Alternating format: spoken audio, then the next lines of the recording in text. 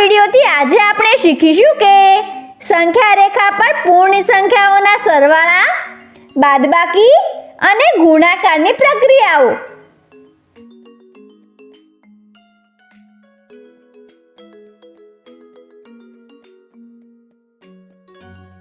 પૂર્ણ સંખ્યાઓની સંખ્યા રેખા 0 થી શરૂ થાય છે અને અનંત સુધી વિસ્તરેલી હોય છે। ચાલો જાણીએ સંખ્યા રેખા પર પૂર્ણ સંખ્યાઓનો સરવાળો કઈ રીતે કરી શકાય। અહીંયા જુઓ, આ ટોપલીમાં 5 ફળ છે। જો તેમાં 2 બીજા ફળ મૂકવામાં આવે તો કેટલા ફળ થાય? તેને પ્રાપ્ત કરવા માટે આપણે 5 માં 2 ઉમેરવા પડશે। આવો તેને સંખ્યા રેખા પર દર્શાવીએ। પહેલી સંખ્યા છે 5, તેથી આપણે સંખ્યા રેખા પર 5 થી શરૂ કરીશું, કેમ કે તેમાં 2 ઉમેરવાના છે।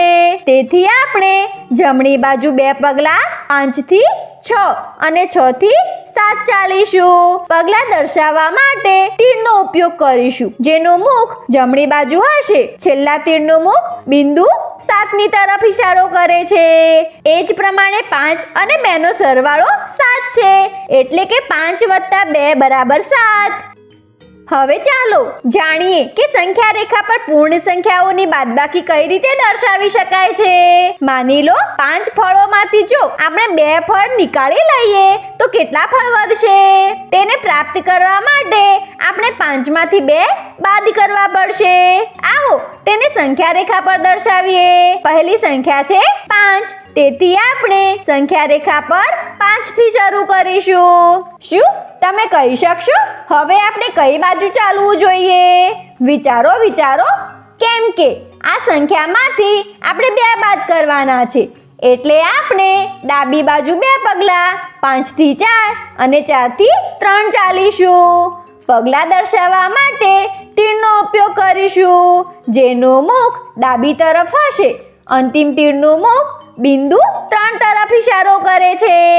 તેથી 5 અને 2 ની બાદબાકી 3 છે, એટલે કે 5 - 2 = 3।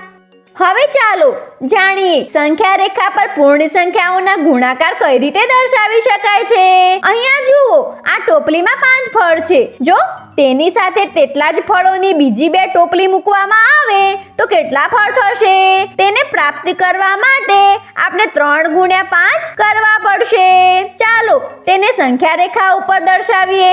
સરવાળો કે બાદબાકીની જેમ અહીં આપણે 5 થી શરૂ નહીં કરીએ, પણ 0 થી શરૂ કરીશું, કેમ કે 5 ફળ 3 વખત પુનરાવર્તન કર્યા છે।